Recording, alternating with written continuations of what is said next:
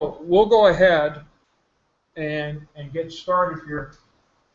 Just a little review for the advantage of Brian. We went through. We should be pretty good at managing users, and by the end of maybe next week, we should be able to write a script to add users. Okay, some of you are already halfway there, and what you can do, the scripts that we already have, you could add almost everything, you know, in terms of setting up all the different things the users will need to be able to do. We want to make so the users, we want to do a couple things. We want to be able to set up groups like we did in Lab 5 and allow different people access to different places on the machines. That make sense? Yeah, that's not meant to be difficult. We have to manage passwords, okay? And then for those that were gone yesterday, I set up users on the local machine that's right up here in front, and it'd be your first name, last initial. And we used password we've been using in class.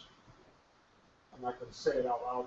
So we used the password we've been using in class to get into that local machine. So if you want to, you could, at least it was for me, working fine between a couple boxes here, setting up so you don't have to enter passwords anymore. That make sense? And I'm working on the other box. I'm not sure. I think Adam had some good ideas of what we might be able to do to fix it. I tried some, but don't worry about that right now. And in fact, that was really good practice figuring out how to do your backup, having it all generate, you know, having the box over there come and grab your files. Okay, questions out, go ahead. I actually regenerated the key before class and it worked again. And it worked again? Me, yeah. So I might have to do that. I might delete the key and regenerate. And I'm going to show you one other thing in the outline today. I dropped some text in there, some issue you might run into that has to do with today. So the other thing about managing users, we're going to make two more large steps in these users. We want to allow these users to do what two things on your box? You already have both of them set up on yours, I think. We want to be able to set up so they can have a web presence, and we want to be able to use MySQL. We could use other databases. That's the one we're going to use. So you want to set it up so eventually, Matt could log into Michael's box and work on his SQL or work on his website off of that box. So we're making that step, okay? That step from just having a local box to making it more like a server box. Now, in order to do that, in the big picture, what would you have to do with your IP address? That's different than the way we have them in here. We have to make it static, okay? So there's a couple places where you can go ahead and set a static IP. And it's changed just recently. In the last couple of years, there's some things we can use. There's an entire new IP command. So why don't you take a look? Just man IP.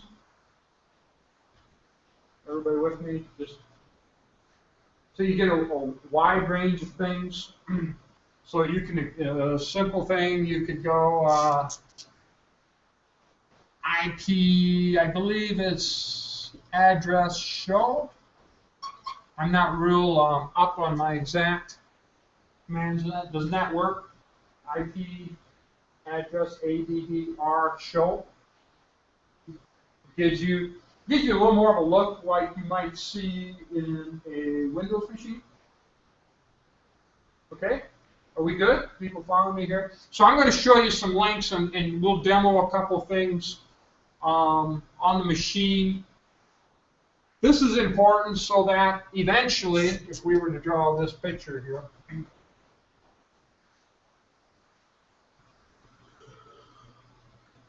eventually, if you want to access this particular server, you know, and then you'd have somewhere this your firewall and whatever you have in between there. What would you be doing in your firewall to access the server? It's supposed to be an easy question for you networking people. Okay, so you'd have network address translation. So you'd have your public address, and then your internal, your local, or private IP inside. So we're doing that all the time, right, with the work server.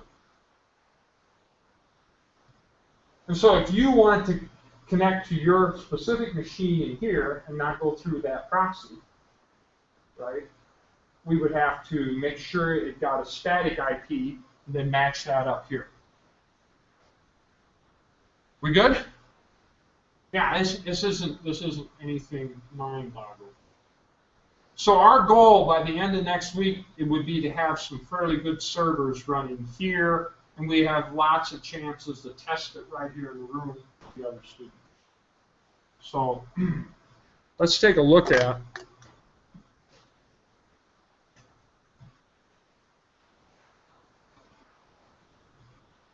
I'm going to go to this one first. So this is the other workstation over there, the work server. Oh, I'm sorry. No, this is my this would be my local machine. Okay. So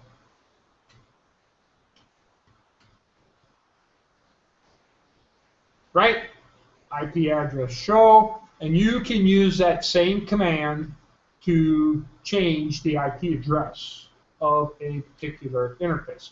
Now you notice here it's showing you what's LO. That's a loop back, right? And this is a standard, right? Loop back for the interface. So are they trying to replace the IF config commands to set the IP? Adam, that's a great question. I just read this morning. I didn't even, this has been for about a year now. Yeah, they're phasing it out. Yep. So instead of IF config, it's going to be IP, and you're going to specify the interfaces. So if I had my wireless interface up, I'd see that here. If I had, I have one. Are we with it? So let's take a look at this.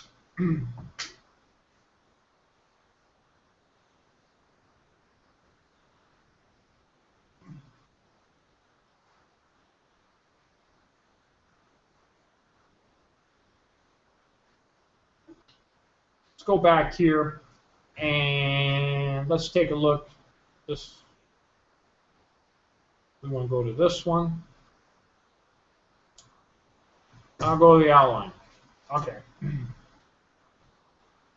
So in the outline, there's a couple things I want to show you. First of all, there is a little bit of video, and I don't have how long these are, but none of them are real long. But there is video. It's a little, it could be defined a little better, but this is, database MySQL. You might go back and watch some of these. Okay. Then I actually have down here lots of text information about doing a number of these different things. You see what I'm saying? And these were cut and paste right from class, so they worked. Except it might be a little dated. Okay, so you can scroll down here and look at some of the stuff we have in here. And then here's a couple locations. This one, set your static IP. Daniel Gibbs, he's a guy who has a web page. He gives all kinds of advice. let's take a look at this one. I thought was really simple. 10 useful IP commands. So this is in the outline. That TechMint has a lot of good Linux. Is this a good place to go? Yeah. Yeah, So I've gotten a lot of stuff. yeah. So then right here, this does a real nice job. Rather than me going through it all on the board, you can go here, and it shows how to configure static IP in Fedora, and then it gives you Ubuntu, Debian, and Mint. So right here, there's this file, and we'll go take a look at it. On ours, it's not called Ethernet 0. EM1, is that correct, what it is on these machines? And so you got to have enough savvy to figure out that your particular machine calls the interface something a little bit different than what this example is. Okay? So what we can do,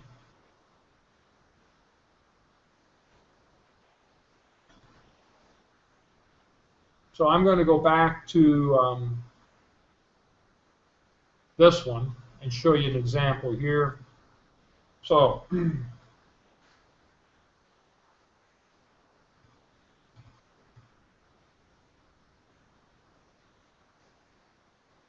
oh, I mistyped it. I think I got that time. All right, so I'm going to, does that need to be a little bigger? I can see it. You can see it, Matt? All right, so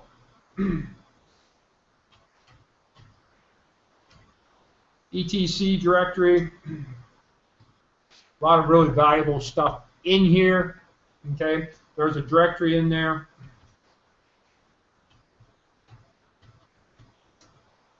Sysconfig. And then I believe it's called network scripts.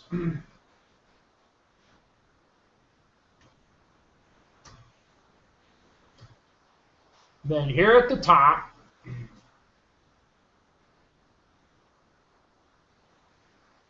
if I go back,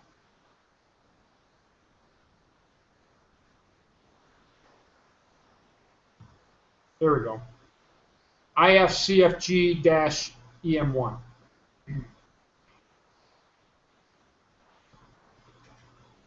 I'm just going to look at it.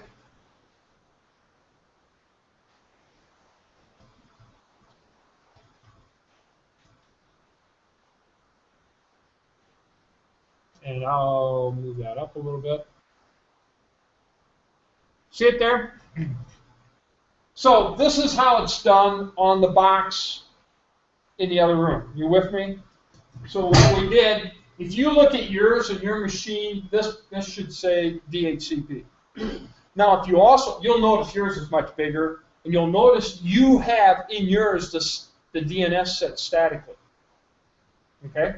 So this is going to remind us of two things. Okay, first of all, if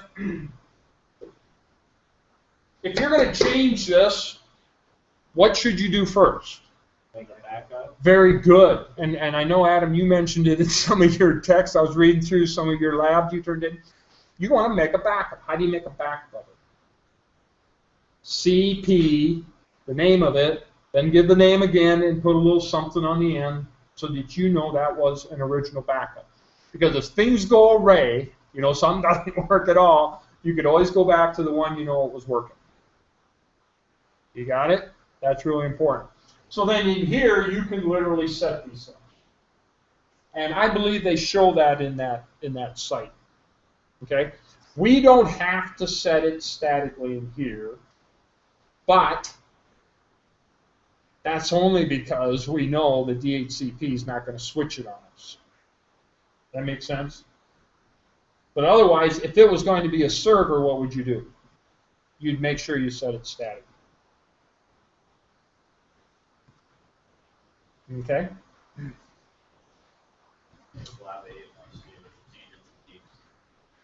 What's that?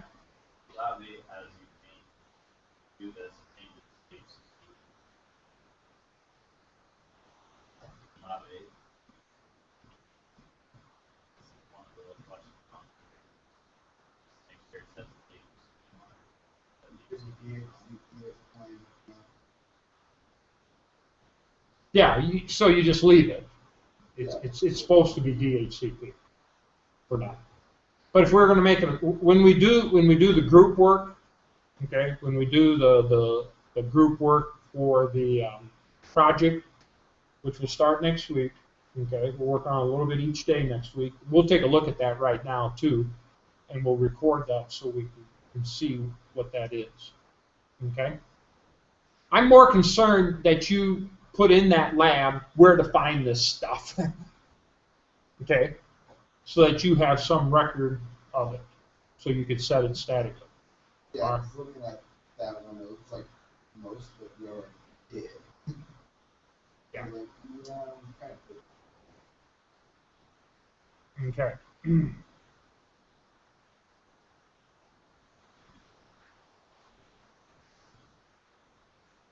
All right. Any other questions on that?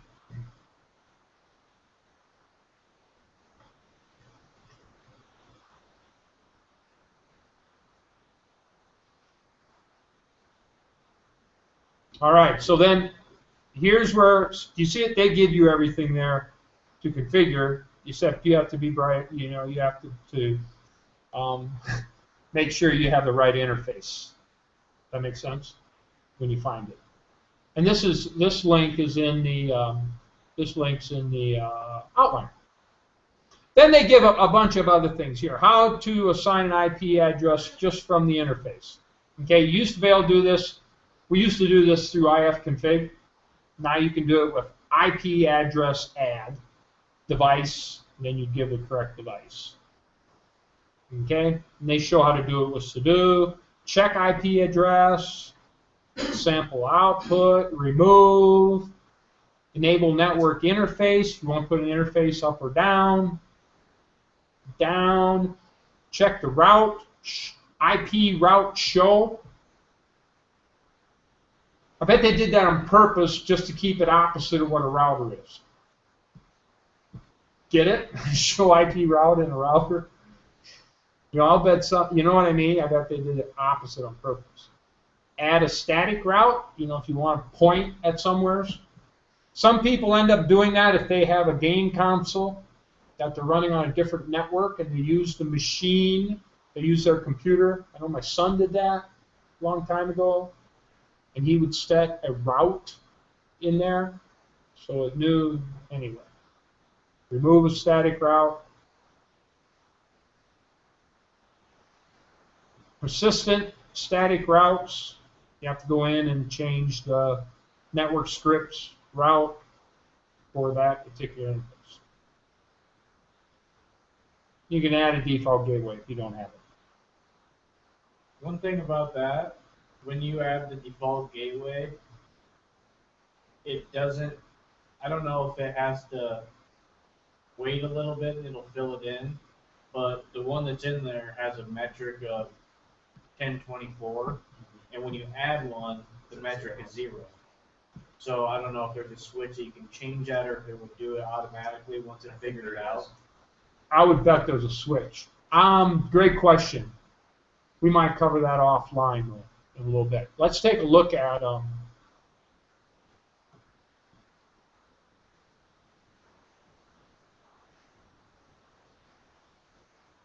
we're going to take a look at one more thing.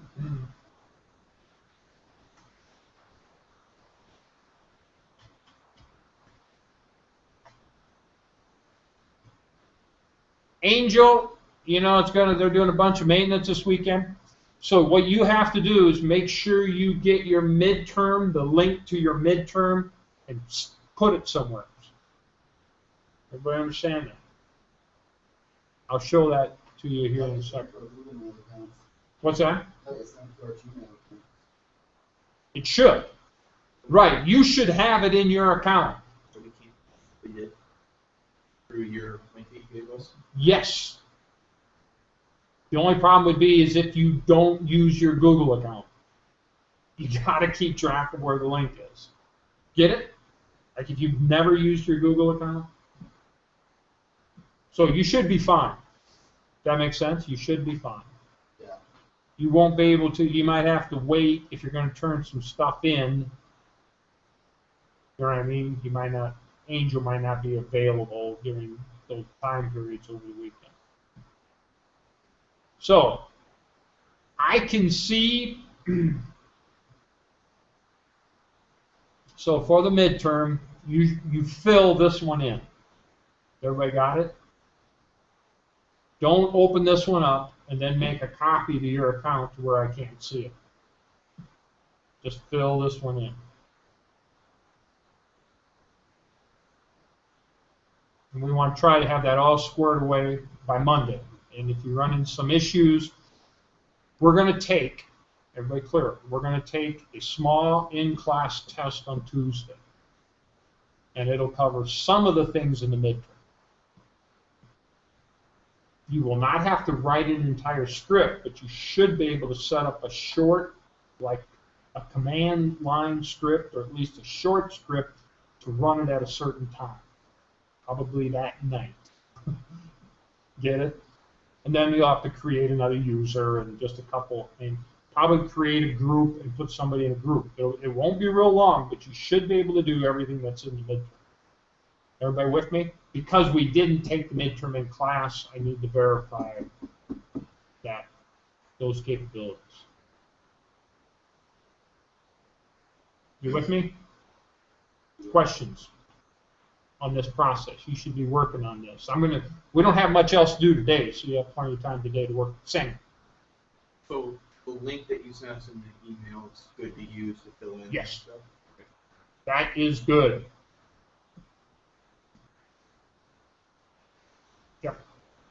Yeah, a lot of you, I already looked. Some people are, look like you're done. I tell you what, because I looked, I saw brains, whatever user created, and you know what I mean? So, let's move on then. Let's take a look at the projects. Oh, no. Yeah, this one.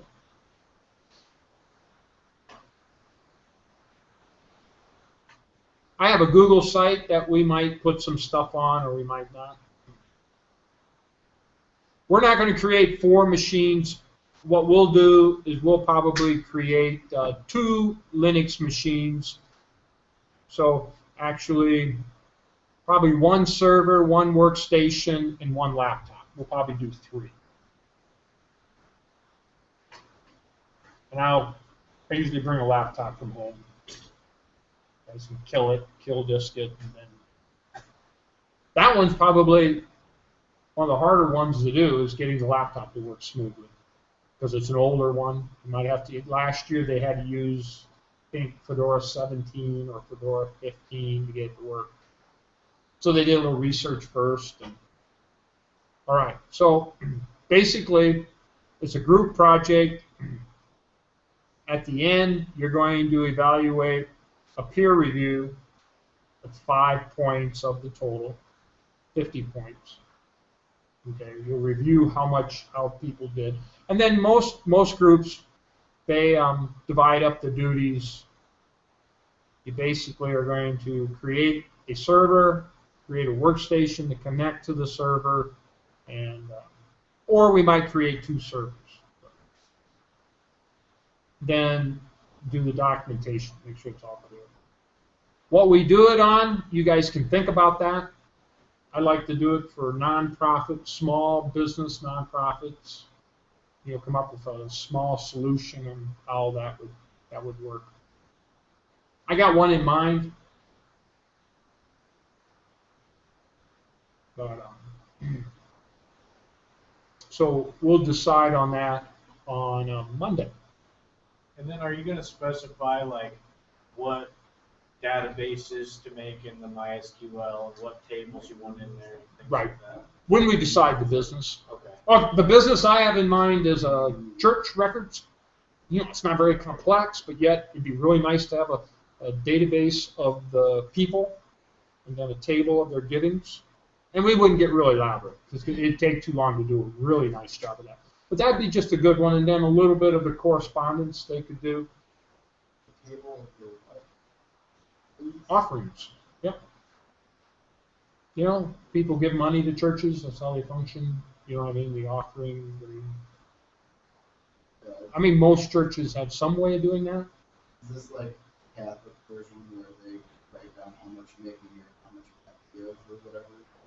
Nah, we wouldn't get that involved. We would just figure out how to keep track of the information. Okay? That gets pretty tedious. All right. So, I think we're good. Do you have any questions for the good of the whole here before I stop the broadcast?